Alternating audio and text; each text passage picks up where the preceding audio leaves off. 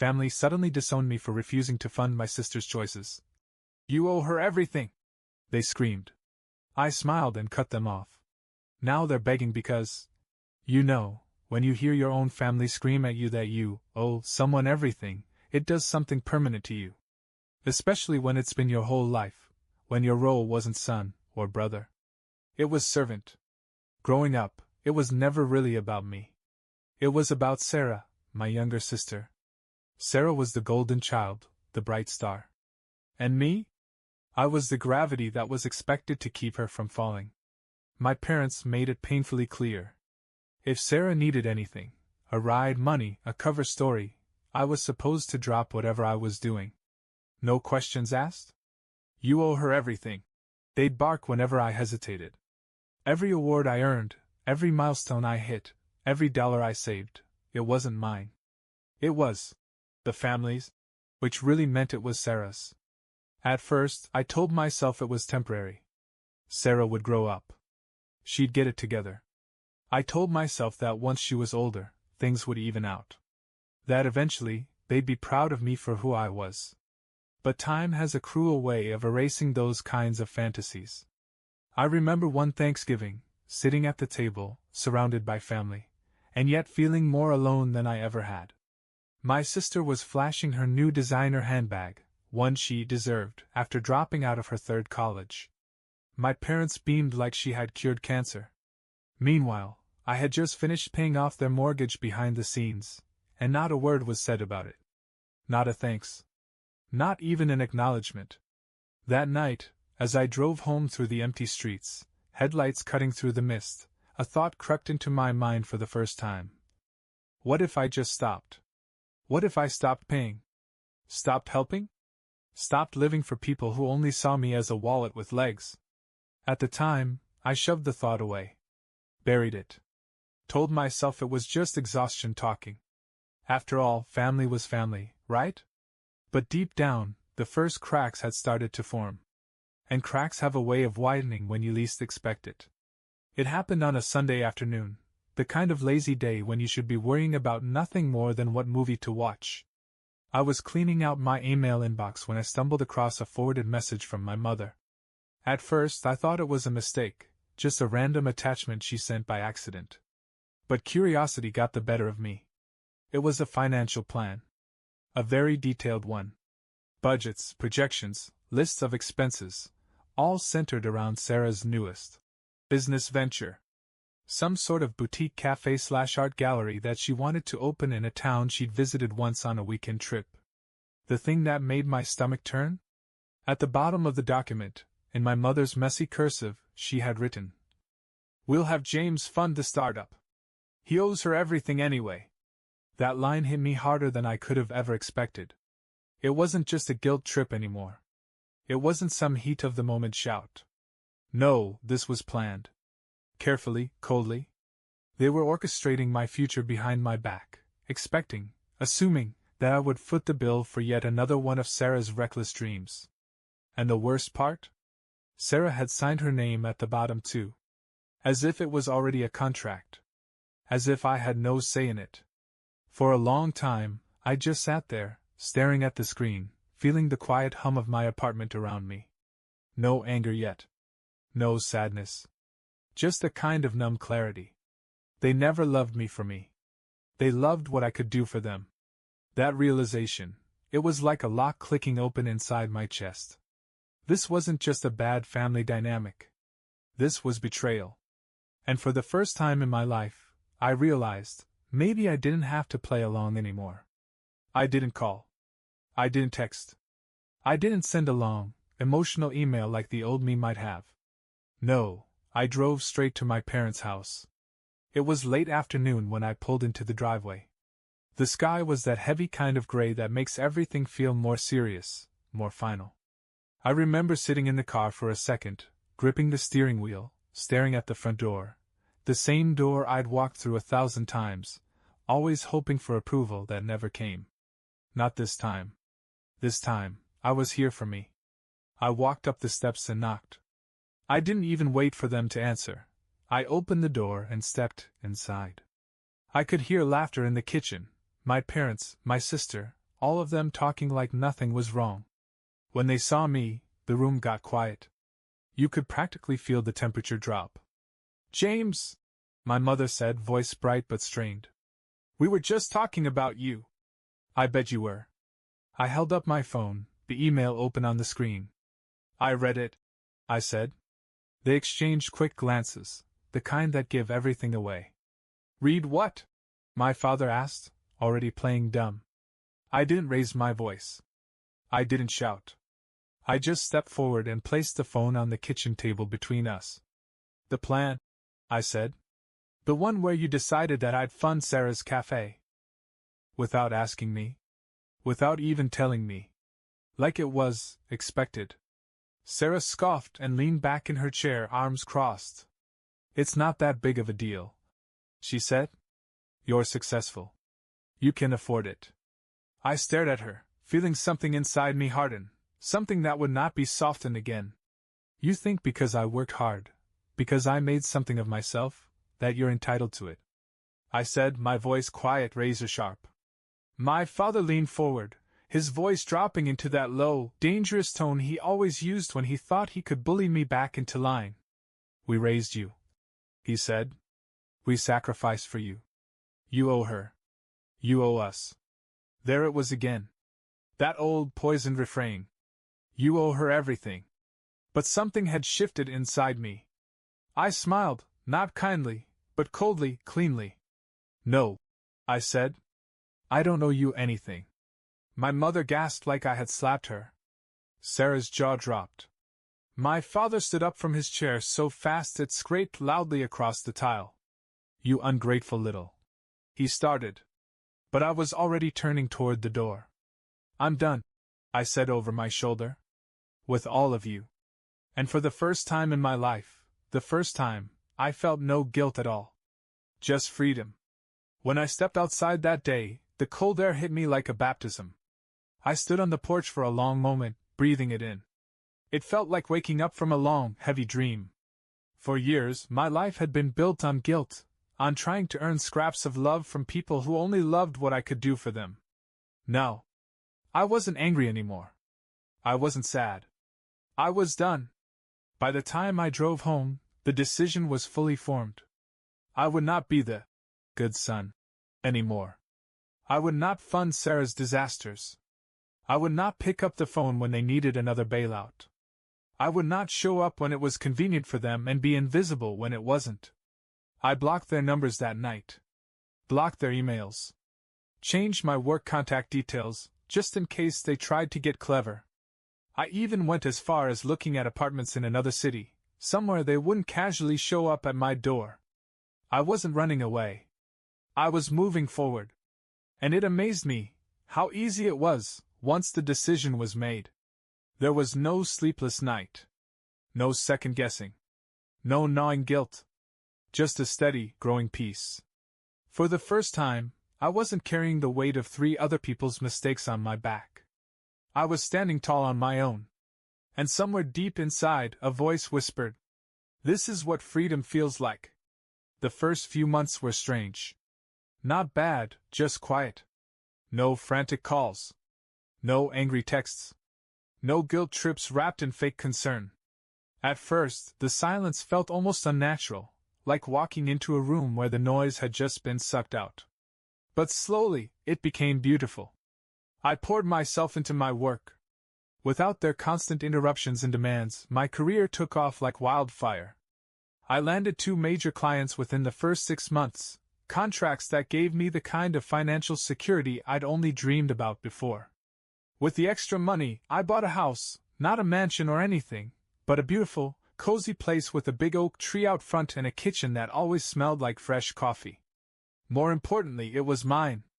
No one could guilt me into giving it up. No one could take it away.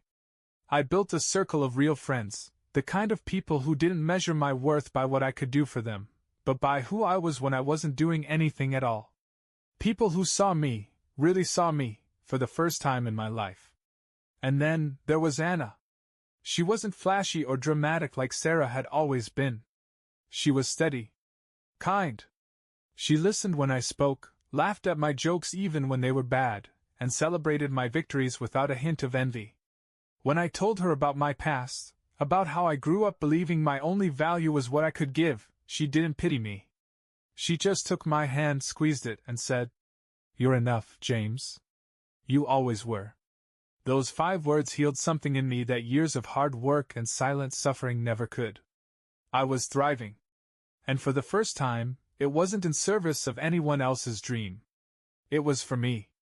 Meanwhile, the cracks in my family's perfect little facade were starting to show. And soon, they would come looking for me. But by then, I wouldn't be the boy they once knew. It started small, just a ripple at first. About a year after I cut them off, I got an email from an address I didn't recognize. The subject line simply said, "Please, can we talk?" At first, I thought it might be spam. But when I opened it, there it was, my mother's unmistakable tone, wrapped in faux sweetness and thinly veiled desperation. "James, I know you're busy, but Sarah's going through a rough patch. Her business didn't take off the way we all hoped. She's under so much pressure. We were hoping you might reconsider helping her. Just a little." I laughed, actually laughed, sitting alone in my sunny living room with a mug of coffee in my hand. Her business venture, the one they had planned for me to fund without asking, had crashed and burned. No surprise there. Sarah didn't know the first thing about running a business. She had thought a pretty Instagram page and a few inspirational quotes were enough to keep a cafe afloat. I didn't respond. Over the next few months, the messages grew more frantic. From polite to pleading. From pleading to manipulative. They dangled bait. "Your sister's depressed. She needs family right now." They threw guilt like grenades. "After everything we've done for you, this is how you repay us?" They even tried fake emergencies. "Your father's health isn't good. It's serious, James." For the record, he was spotted a week later coaching a little league baseball team. Apparently serious illness looks a lot like umpiring from a folding chair. And when I still didn't bite, they got bold. One day, I left work to find my sister sitting on the hood of my car in the parking lot. She jumped up when she saw me, her makeup smudged from tears, real or fake, I couldn't tell anymore. "James, please," she gasped, like she'd been rehearsing the line. "You don't understand. I'm drowning. I need you. We need you." I stood there, keys in hand, watching her like you watch a stranger perform on a street corner, detached, vaguely interested, but not invested enough to reach into my pocket. "You made your choices," I said calmly. "Now live with them." I got into my car, started the engine, and left her standing there, the same way they had once left me. That was when I realized something. I didn't feel bad. I didn't feel guilty. I felt right. They were crumbling without me. And I wasn't going to save them this time. For once, their chaos wasn't my burden to carry. After the parking lot incident, things went quiet for a while. It almost fooled me into thinking they had finally given up. But people like my parents and Sarah? They don't give up. Not when they think they're entitled to you. It started with small attempts to claw their way back into my life. Birthday cards showing up at my office, gifts left anonymously at my doorstep. An awkward, overly cheerful voicemail from my father saying he was proud of me, the first time I had heard those words in my entire life. Each attempt felt fake, hollow, as if they were ticking boxes on a checklist titled "How to Win James Back." I wasn't moved. But I saw something in all of it that made me pause, desperation. And that's when I realized, if I played this right, I could make them beg. Not just once, but properly, humiliatingly. I waited. I didn't respond to anything for months. I let them stew, let their anxiety ferment into panic. Then, casually, one afternoon, I sent a single email to my mother, just a few lines. Maybe. But things would have to change. A lot. No promises. No explanations. Just enough to plant a tiny seed of hope in their crumbling world. And just like that, they latched onto it. The calls started again, but softer this time, desperate but sweet. Apologies that sounded rehearsed, like they were reading from a script they barely understood. Sarah even emailed me a long, rambling letter. It was full of fake humility, sentences like, "I realize now how much you did for me. I'm sorry I didn't appreciate it. I just want my brother back." It was so transparent it was almost funny. I decided to reply. I told them, in writing, that I would consider rebuilding the relationship. Under certain conditions. Sarah would need to pay back a portion of what I had given her over the years. My parents would need to publicly acknowledge, in front of the entire extended family, how they had used me. Most importantly, they would have to put it in writing, no empty words this time. I knew they would never agree. But they didn't know that. To them, this was their golden ticket back to the good old days, when James meant money, stability, and endless forgiveness. For weeks they scrambled. Sarah sent pathetic little payments, $50 here, $100 there, trying to prove she was serious. My parents started calling relatives, spinning wild stories about how they were being unfairly punished by their ungrateful son. Trying to gather sympathy, only to be met with confusion. Turns out, without my funding, the charming mask they wore around extended family cracked fast. Bills piled up. Sarah's credit crashed. The mortgage payments were falling behind. And still, they believed they could fix it with a little more begging, a little more lying, a little more pretending. They had no idea they were digging their own graves with every desperate move. I wasn't just walking away this time. I was watching them collapse. Brick by brick, lie by lie. And smiling as I planned the final blow. The opportunity came sooner than I expected. One of my cousins, Amanda, was getting married. Big family event. Everyone would be there. Aunts, uncles, cousins, distant relatives I hadn't seen in years. Normally, I would have skipped it. But this time, it felt like the perfect stage. When the invitation arrived in the mail, crisp and formal, I smiled to myself. I RSVP'd immediately, yes, with a +1. Anna would be by my side. The woman who had seen me for who I truly was, not for what I could provide. I could already imagine it. Me thriving. Them desperate and falling apart, pretending everything was fine. So I planned carefully. I waited until the reception, after everyone had loosened up, after the small talk and the clinking of glasses, after the polite laughter grew lazy. And then I made my move. They approached first, of course. Sarah in a cheap knockoff dress pretending it was designer. My mother and father behind her, smiling that brittle, hollow smile of people who are dying inside but can't let the world see. "James," my mother said, voice syrupy sweet. "We've missed you so much." I smiled, genuinely this time. "Funny," I said. "I haven't missed you at all." There was a murmur from the people nearby, heads subtly turning toward us. Sarah stepped forward, her fake smile tightening. "I've been doing what you asked," she said quickly, voice trembling. "Paying you back. Making things right. You've paid back less than 1%, I said calmly. "That's not repentance. That's insult." My father's face darkened. "We're trying," he hissed under his breath. I laughed loud enough that half the room heard. "Trying? You spent 20 years treating me like an ATM. Like a spare part. And now that the well's dry, you want forgiveness?" My voice was calm, conversational, but sharp enough to cut steel. People were openly staring now. I leaned in, my voice dropping low but carrying through the quieted room. "You taught me my only value was what I could give you. So here's my final gift. I'm giving you the freedom to figure it out without me." I stepped back, taking Anna's hand. "Good luck," I said loudly enough for everyone to hear. "You're going to need it." The silence that followed was heavier than any shout could have been. I didn't wait for their response. I turned, walking away into the crowd, surrounded by whispers and wide eyes. Behind me, I could hear Sarah's voice rising, desperate, cracking. My mother's sobs starting to break through. My father shouting something bitter and meaningless into the air. But I didn't look back. Not once. The fallout came fast. By the time I got home that night, my phone was buzzing nonstop, dozens of missed calls, voicemails, and text messages.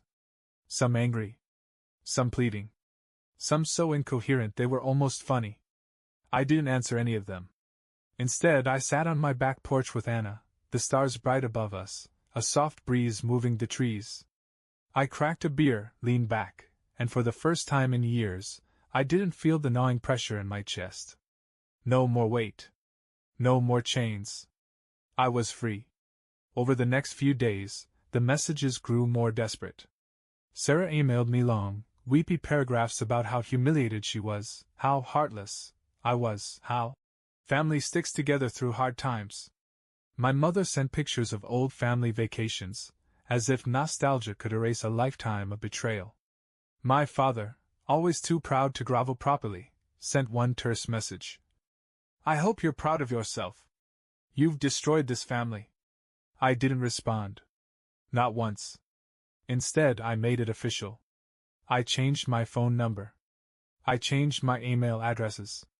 I closed the last joint bank account my parents had somehow never removed me from, an account they had quietly continued to dip into, even after everything. I moved all my important financial information to new institutions they didn't know about.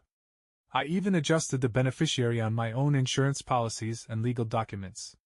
Just in case they ever got desperate enough to try something bigger, something uglier. It was a total purge. A clean break. One day, a few weeks later, I stood outside my house, the home I had built for myself, and watched the sun set behind the trees. My phone didn't ring. No guilt. No begging. Just peace. I thought about everything they had taken from me over the years, the sacrifices, the dreams I had deferred, the money I would never see again. And for the first time, I didn't feel bitterness. I felt gratitude. Because without them, without the cruelty, the manipulation, the betrayal, I might never have built this life. I might still be stuck, living for someone else. Their destruction was the price of my freedom. And it was a price I was more than willing to pay.